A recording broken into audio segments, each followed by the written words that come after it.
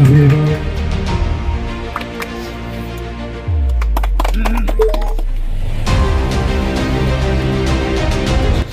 বনাই আছিল মানে এষ্টিমেট প্ৰিপেয়াৰ কৰি থকাটো ইয়াত মানে গেষ্ট হাউচটো লাগে সেইটো মই আগতে হেৰি কৰিছিলোঁ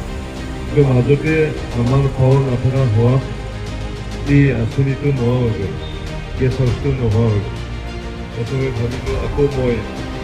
BTC 2025 চনৰ BTC নিৰ্বাচনত জিকি গ'লোঁ DPF দলৰ চৰকাৰ হোৱাৰ পিছত মোকে ইৰিগেশ্যন ডিপাৰ্টমেণ্টৰ দায়িত্ব দিয়াৰ কাৰণে মই ভাবিলোঁ ইয়াত মোৰ এটা সপোন আছে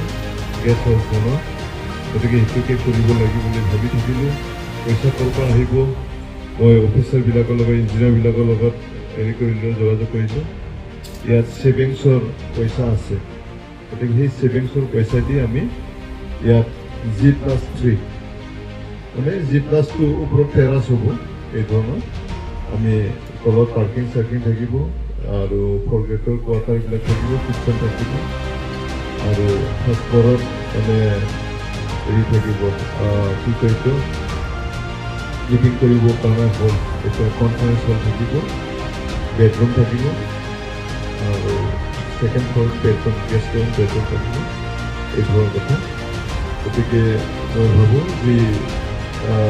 ঠিকাদাৰবিলাকে দায়িত্ব পাইছে কাম কৰিবৰ কাৰণে তেখেতসকলে যাতে সোনকালে সুন্দৰভাৱে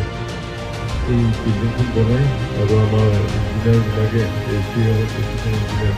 তেখেতসকলে এইটো তাৰ চুপাৰভাইজ কৰি থাকিব সুন্দৰভাৱে এইটো যাতে কৰি উঠে এইটো মই ভাবিছোঁ গতিকে আমাৰ কাৰণে সকলোৰ কাৰণে সুবিধা হ'ব অকল ডিপাৰ্টমেণ্টৰ নহয়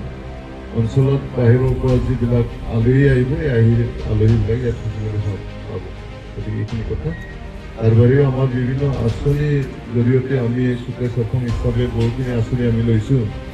চুক্লাই যিটো জেলাউপুৰী পাৰ্ক তাতে আমি 3 কোটি টকা আমি তাতে নিৰ্ধাৰণ কৰিছোঁ এইটো বেলেগ ডিপাৰ্টমেণ্ট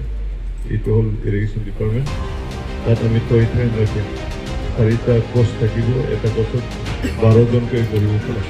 গোটেই পাৰ্কটো চাৰাউণ্ডিং ঘূৰি থাকিব আৰু আমি আগতে কৈছিলোঁ জুবিনৰ ষ্টেচু নিৰ্বাচনৰ আগত আমি কৈছিলোঁ জুবিন গাৰ্গৰ ষ্টেচু আমি স্থাপন কৰিম বুলি জুবিনে মৰাৰ পিছদিনা কৈছিল মেডিয়াৰ আগত আৰু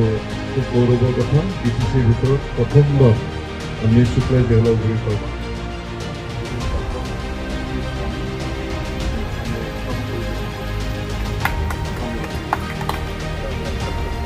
হয়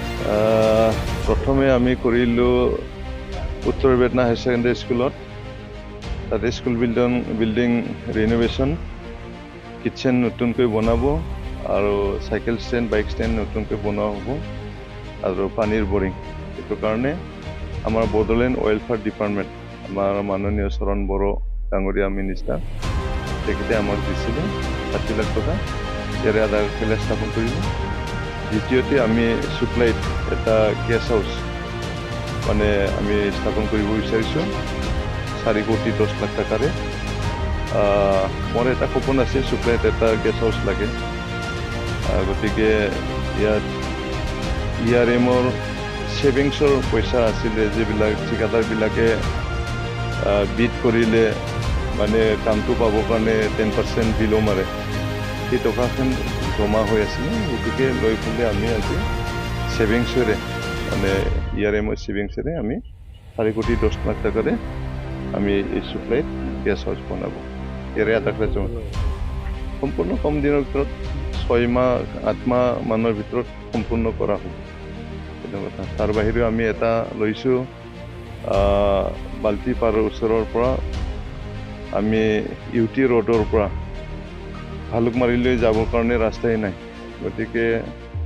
আমি এডভান্স কৰি মই ঠিকাদাৰ এজনক দায়িত্ব দিছোঁ এইটো চেংচন হোৱা নাই কিন্তু এতিয়া চেংচন হোৱাটো ৰখি থাকিলে বাৰিষা হ'ব বাৰিষা হ'লে আমি ৰাস্তাটো বনাব নোৱাৰিম আৰু বাৰিষাত মানুহে যাতায়াত কৰিবৰ কাৰণে বহুত অসুবিধা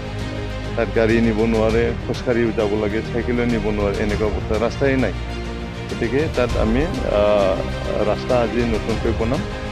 চেণ্ড গ্ৰেভেলিং এইটো কৰিম আৰু লাহেকৈ আমি CC ব্লকৰ ৰাস্তা এইটো বনাম গতিকে আজি যিটো আমি হেৰি কৰিম এইটো আমি আগতীয়াকৈ এই কামটো কৰিবৰ কাৰণে মই এজন ঠিকাদাৰক দায়িত্ব দিছোঁ আৰু আমি লাহেকৈ চেংচন কৰিম প্ৰজেক্ট আমি চেংচন কৰি থাকিম সেইখিনি কথা। নিৰ্বাচনৰ পূৰ্বে মুখ্যমন্ত্ৰী ইয়াৰ বিষয়ে আমাৰ মানে বিশেষ দলে PMB বডি আছে, PMB বডি আলোচনা কৰি ইয়াৰ ডিচিশ্যন ল'ব।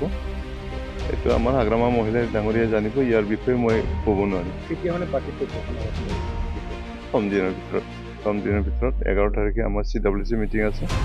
সিদিনা নিশ্চয় আলোচনা হ'ব। চাওক, সেইটো গম পাইছোঁ। Thank U.